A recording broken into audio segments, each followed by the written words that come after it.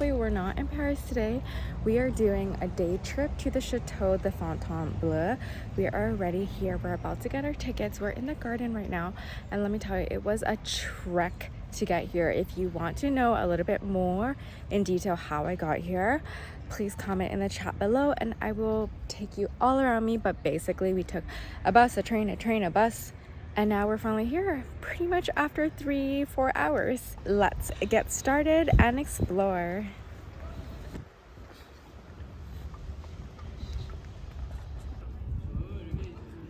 Wow, look at this. We're right in the courtyard now.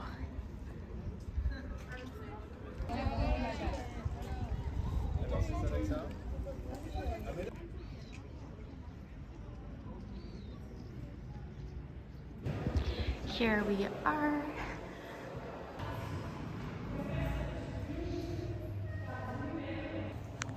The tickets are 14 euros to get in, or if you're under 26, the ticket is free. And I wish I was still under 26. Everything is so beautiful. Look at this staircase. Wow, look at this sword. It's Napoleon's. And this is Napoleon's ceremony robe from 1806.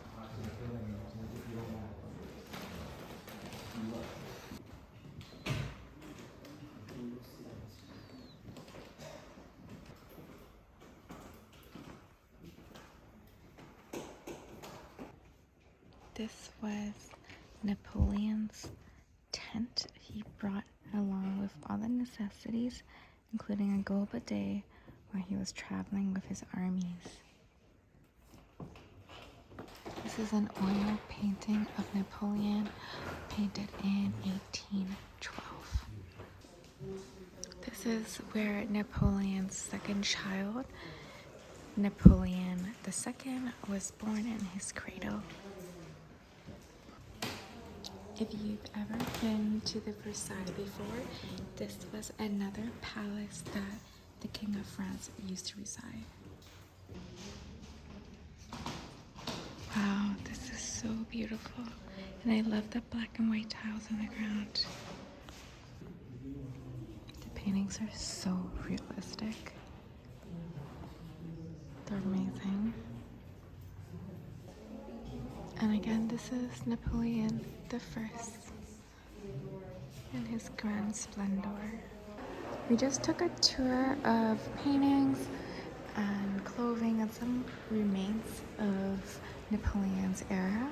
And now we are going to tour the grand apartments. This was the Pope's apartment. The ceiling is beautiful. The walls covered with these wall coverings. And then the fabric upholstered chairs. This chair actually looks super comfortable.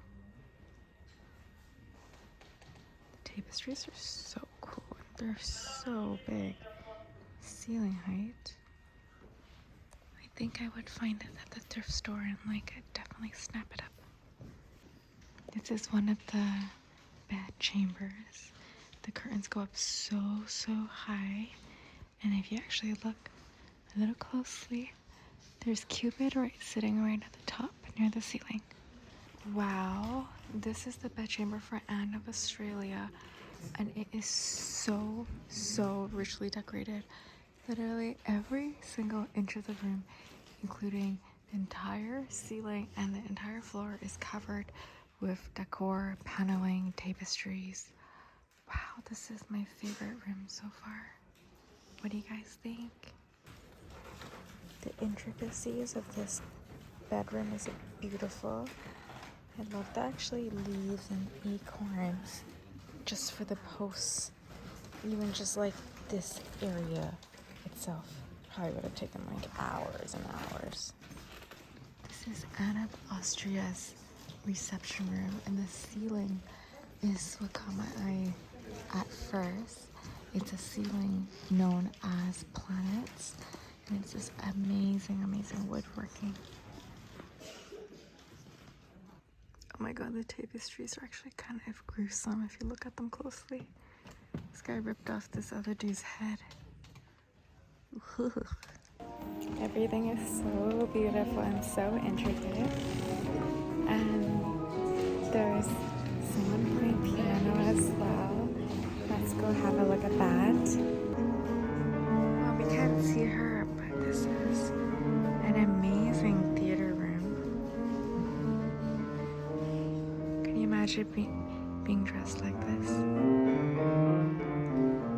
Ooh, this reminds me of the version of the Hall of Mirrors in Versailles, but the Fontainebleau version.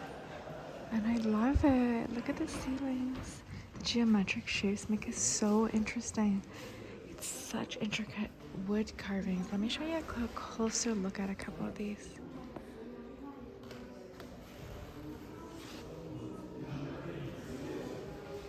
Con ơi, đi với bà được rồi, để cậu đi với... I know my boyfriend's gonna appreciate this. Herringbone flooring. You can view the river through the courtyard here. Such beautiful weather today.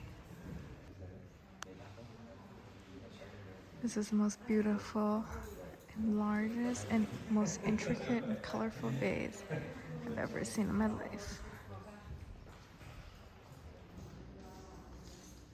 Look at this ballroom and the ceiling. So beautiful. How beautiful is this staircase? Imagine if you were looking up and this is what you see.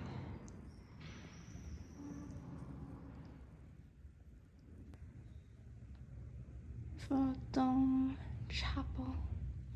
I keep thinking that I have seen my favorite room until I go to the next room. We love the royal blue and gold color pairing in this room. Super cool. It's like a globe. Ooh, I quite like how the chandelier, the decor goes all the way up to the ceiling. Kind of fills it up a little bit. This bed chamber here has been used by all the queens of France. That's super cool. It's so grand. And everything is like completely gold. And the corset. And a little bath and dressing room here. Whoa, this is the throne room. It's the only throne room in France with the original furniture. Ooh, I'm loving these peonies and leaves decor. Actually, the pattern looks very modern. For some reason, I can picture a dress made out of this, like, today. Ah, okay, so the furniture of this was made in 1809, but it was, the upholstery was like renovated in 1995, which was actually fairly recent, hence looking super modern. Oh, this is the Trinity Chapel where we saw him playing piano earlier. I think he's just fixing it. We finished the tour around the palace, and this is the fountain courtyard. There's a little bit of the garden on the right and the courtyard on the left.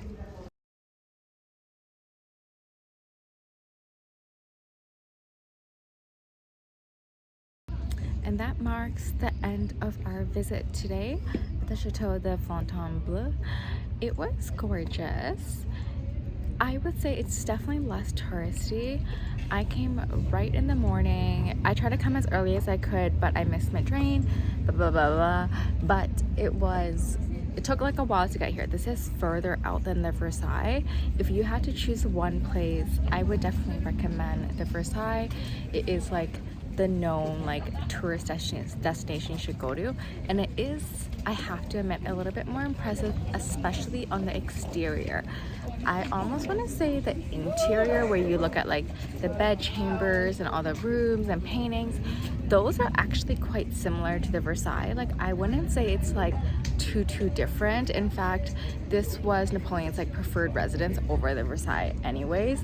And the gates, like, I'm still around here just observing like the gates of the courtyard, it's the same as Versailles, but the palace, the chateau itself, the Versailles one has like, it's a little adorned, more of like glitz, gold and glamour kind of on the outside, whereas this one here is a little bit more plain just on the outside, but definitely just as impressive on the inside. It's also a World UNESCO Heritage Site, so if you've been to Versailles already and looking for another day trip, I personally just am doing this as like a long day trip outside of Paris, because it's still within France, but it's not like too out of the way. I actually really enjoyed it. I'm really glad I made it out.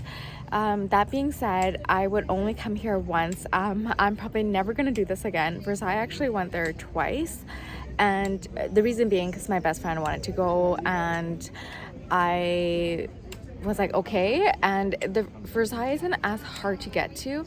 I feel like this location is a little bit harder. There's a little bit more like transfers, definitely a little bit more difficult to get here, so I don't think I would ever come back here.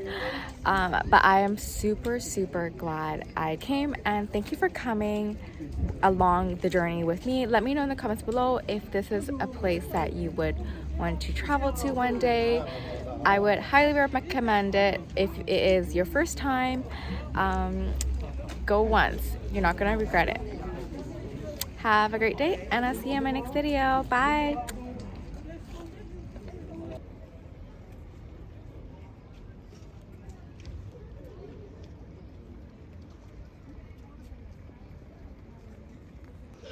I've always thought these cascading staircases were the richest thing I could do if I had them in my house.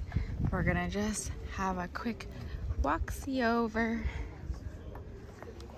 Ooh, I feel like royalty already. Wow, this is one side of the courtyard. And there's so many fishes, and these fishes are like 2 feet long. You can rent these boats and do like a very romantic canoeing out in this man-made pond. There's an option to rent one of these canoes, and then you can have a really romantic canoe around here. This is something very cool that actually Versailles doesn't have. This itself is such a nice to visit and a really nice area to just sit and watch.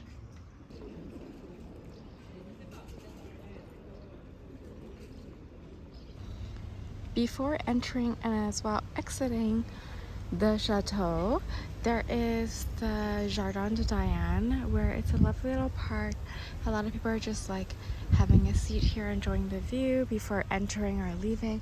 And this portion is also completely free if you're just strolling through. The town itself is not too bustling, but this area where it's like, I believe it's considered downtown, there's a little bit of shops, hotels, restaurants, etc. I personally wouldn't stay here, but it does seem like a nice little area to kind of stroll through, grab lunch or a snack before heading back into Paris.